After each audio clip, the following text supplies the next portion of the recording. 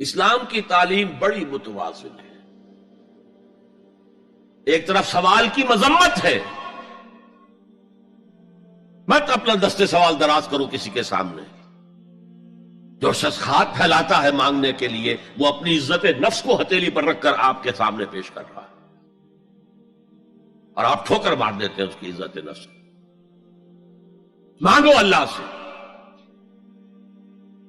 اللہ کسی کے دل میں ڈالے تمہاری ضرورت پوری کر سکتا ہے، بغیر اس کے کہ تم کسی کے سامنے دستے سوال دراز کرو. تو سخت مذمت ہے.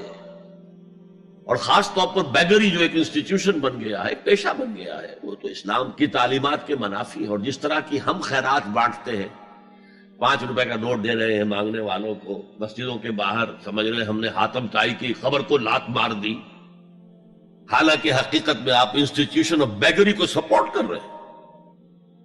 کسی ایک کو لے لو، آؤ چلو مجھے اپنا گھر دکھاؤ، مجھے بتاؤ تم واقعی اس قابل ہو یا نہیں ہو، اور پھر اس کی مدد کریں، لمسم کریں. پھر وہ 5 روپے نہیں ایسی دیں کہ وہ کچھ اپنے پاؤں پر کھڑا ہو سکے.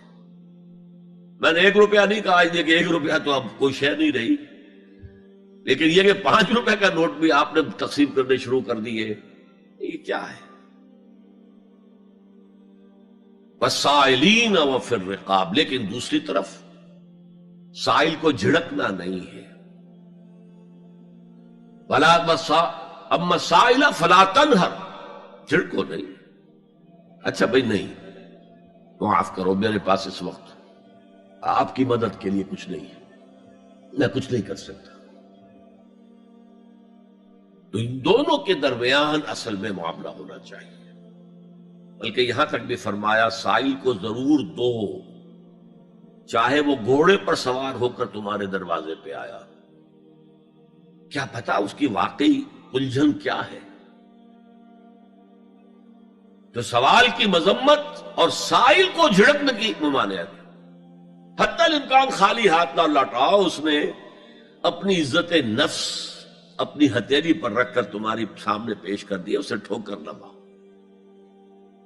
لیکن جیسا کہ میں نے عرض کیا، یہ انسٹیٹیوشن آف بیگری جو ہے یہ ایک علیحدہ شے ہے، بالکل اس کا اس سے کوئی تعلق نہ سمجھیے. وفی الرقاب، رقاب جمع ہے رقبہ، گردن. فک رقبۃ او اطعام فی یوم ذی مسغبۃ یتیما ذا مقربۃ او مسکینا ذا متربہ. فک رقبۃ، کسی کی گردن چھڑا دینا. اس وقت سب سے بڑی ایپلیکیشن اس کی تھی غلاموں کو، کنیزوں کو اپنے پیسے سے خرید کر آزاد کر دینا. بہت بڑی نیکی، بہت بڑی نیکی. اور حضرت ابو بکر رضی اللہ تعالیٰ عنہ کے دفتر فضائل میں سب سے اونچا کام یہ ہے کہ جن غلاموں کو اور جن کنیزوں کو ستایا جا رہا تھا، دیئر اونرز، دیئر ماسٹرز، ان کے آقا کو حق حاصل تھا، جو چاہے کریں ان کے ساتھ، قتل کرنے کوئی پوچھنے والا نہیں ہے. میں پہلے بھی عرض کر چکا ہوں، میری ملکیت ہے، جیسے میری بکری میری ملکیت ہے، میں نے اس کو ذبح کیا، گوشت کھا لیا، تم کون ہوتے ہو پوچھنے والے؟ میرا غلام تھا، میں نے قتل کر دیا، تم کون ہو پوچھنے والے؟ ان کو حضرت ابو بکر نے خرید کر آزاد کیا اور منہ مانگے دام دیے. حضرت بلال کے لیے امیہ ابن خلف نے اتنی بڑی رقم مانگی، حضرت ابو بکر نے کہا ٹھیک ہے لو. باپ نے کہا بھی ابو قحافہ نے، ابو بکر کو کوئی غلام خریدنا ہی تھا تو کوئی طاقتور آدمی جو کام آ سکے کہیں، اس کو خریدنا چاہیے. انہیں کیا پتا ابو بکر کس لیے خرید رہا اور کس کے لیے خرید رہا. آج کے دور میں اس کی اپلیکیشن ہوگی. کوئی شخص جو ہے اگر قرض میں اس طرح جکڑا جائے کہ لاکھ ہاتھ پاؤں مارے نکل نہیں سکتا، اس کو کوئی لمپ سم مدد دے کر اس قابل کیا جائے کہ وہ پھر اپنے پاؤں پر کھڑا ہو جائے. یہ نہیں کہ اسے آپ ہر مہینے کچھ رقم دیتے رہے مینٹیننس کے لیے، نہیں، اس سے تو وہ اسی پوزیشن میں رہے گا. یہ بعض مائنورٹی کمیونٹیز کے اندر یہ معاملہ موجود ہے. کوئی بھائی اگر گر گیا ہے کاروبار میں تو اس کی پھر ایسی مدد کی جائے کہ وہ پھر آپ کی صف میں آ کر کھڑا ہو جائے. Respectable members of your community وہ اس شکل میں پہنچ جائے. یہ بھی فک و رقبۃ اس کی ذیل میں آج کل آئے گا. اب اس کے بعد آیا وَأَقَامَ الصَّلَاةَ وَآتَى الزَّكَاةَ. یہ دو کیا ہیں؟ یہ عبادات کی شکل میں دو ستون ہیں جو ان دو چیزوں کو سپورٹ کرتے ہیں جو اب تک بیان ہوئی ہیں. ایمان کو تازہ رکھنے کے لیے نماز قائم کرو. ہر نماز ایمان کی تجدید ہے. اقیم الصلاۃ لذکری، نماز قائم کرو میری یاد کے لیے. اپنا عہد اللہ کے ساتھ تازہ کرو. ایاک نعبد و ایاک نستعین، اے اللہ ہم تیری ہی بندگی کرتے ہیں اور کرتے رہیں گے، تجھ ہی سے مدد مانگتے ہیں اور مانگتے رہیں گے. اپنے اس عہد بندگی کو تازہ کرو، ایمان کو تازہ کرو. الحمدللہ رب العالمین الرحمن الرحیم. ایمان باللہ تازہ ہوا نا. مالک یوم الدین، ایمان بالآخرہ تازہ ہو گیا نا. یہ ہے ایمان کو قائم رکھنے کے لیے، نیکی کی اس روح کو برقرار رکھنے کے لیے اللہ تعالی کی طرف سے یہ ستون ہے. الصلاۃ عماد الدین، دین کا ستون ہے یہ نماز. اس بحث میں اس کا مقصد کیا ہے وہ میں نے بیان کر دیا. بعد میں کیوں آ رہا ہے؟ لیکن اصل شے ہے ایمان، اور ایمان کو سپورٹ کرنے والا ستون ہے نماز. عملی نیکی میں اصل شے ہے ہمدردی، ہمدردی میں مال خرچ کرنا، اور اس کے لیے ستون ہے زکوٰۃ. کم سے کم یہ 2.5% تو نکالو،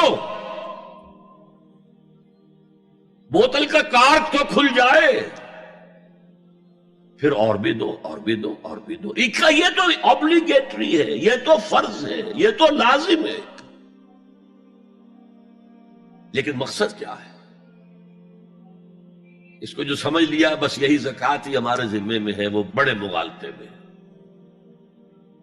حضور نے فرمایا صلی اللہ علیہ وسلم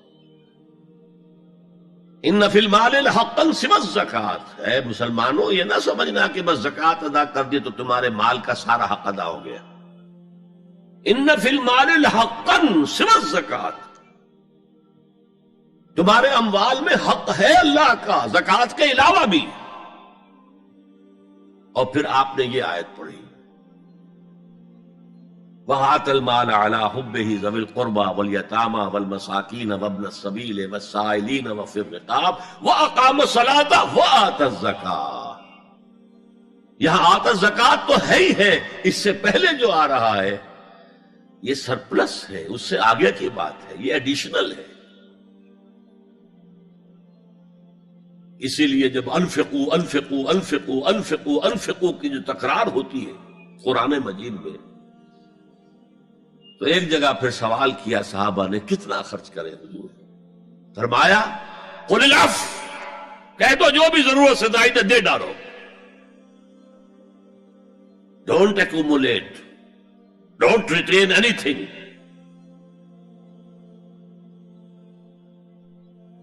ایک بات آپ سے کہوں، آپ کچھ چونک جائیں گے. حضور نے کبھی زکوٰۃ دی؟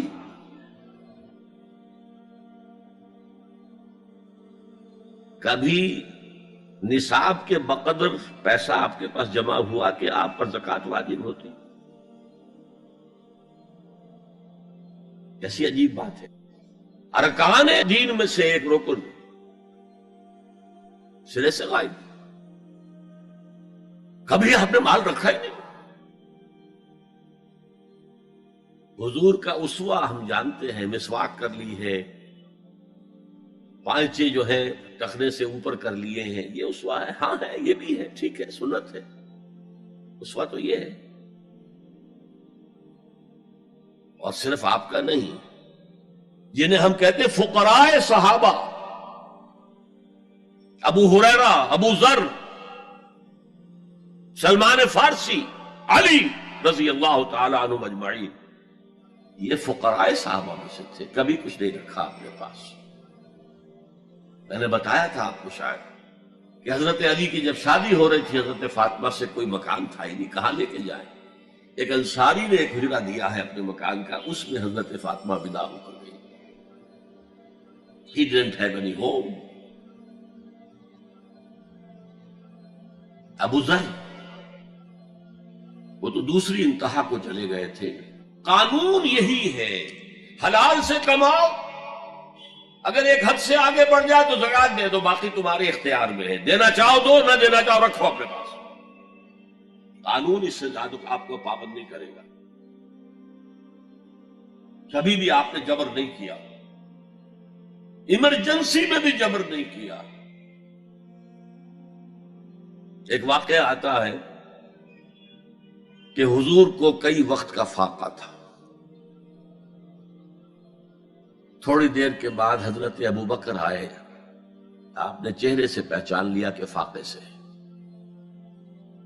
پھر حضرت عمر آئے، پہچان لیا کہ فاقے سے. شاید حضور خود اپنے لیے نہ اٹھتے نہ جاتے، اپنے دونوں ساتھیوں کو لے کر ایک انصاری کے باغ میں پہنچ گئے. انصاری کی عید ہو گئی، فوراً لا کر اس نے کچھ کھجوریں کچھ انگوروں کے گوشے رکھے. اس کے بعد وہ دوڑا چھری لے کر کسی جانور کو ذبح کرنے کے لیے. یہ ساری تفسیریں میں کیا بتا رہا ہوں. نال یہ نہیں تھا کہ مدینے میں سبھی فاقے سے تھے، موجود تھے جن کے پاس مال تھا، لیکن جبرن آپ نے کسی سے کچھ نہیں لیا.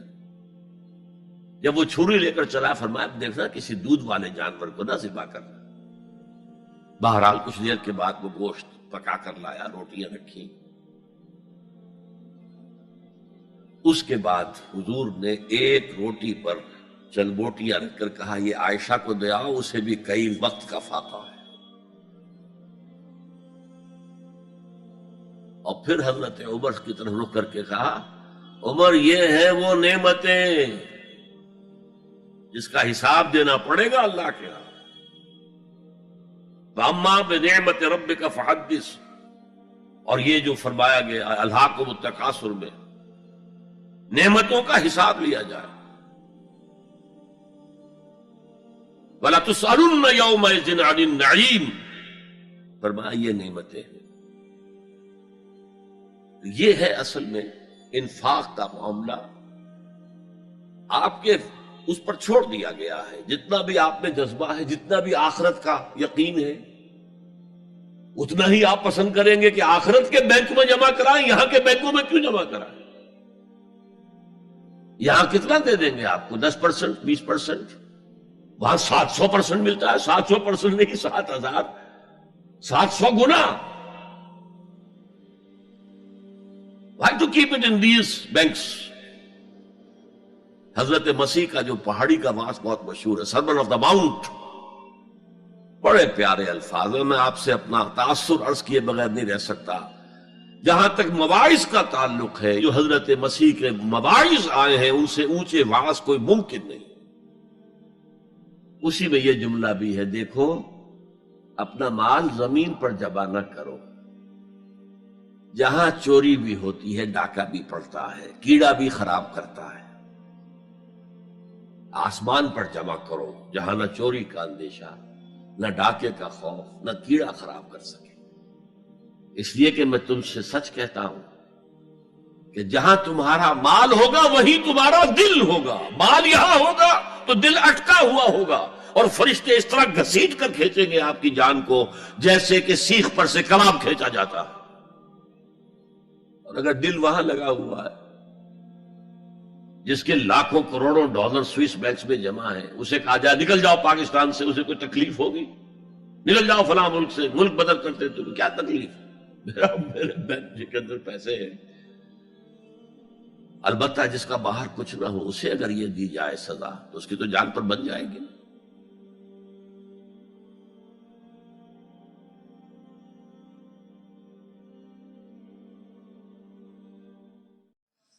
حال دل کس کو سنائے، آپ کے ہوتے ہوئے. حال دل کس کو سنائے، آپ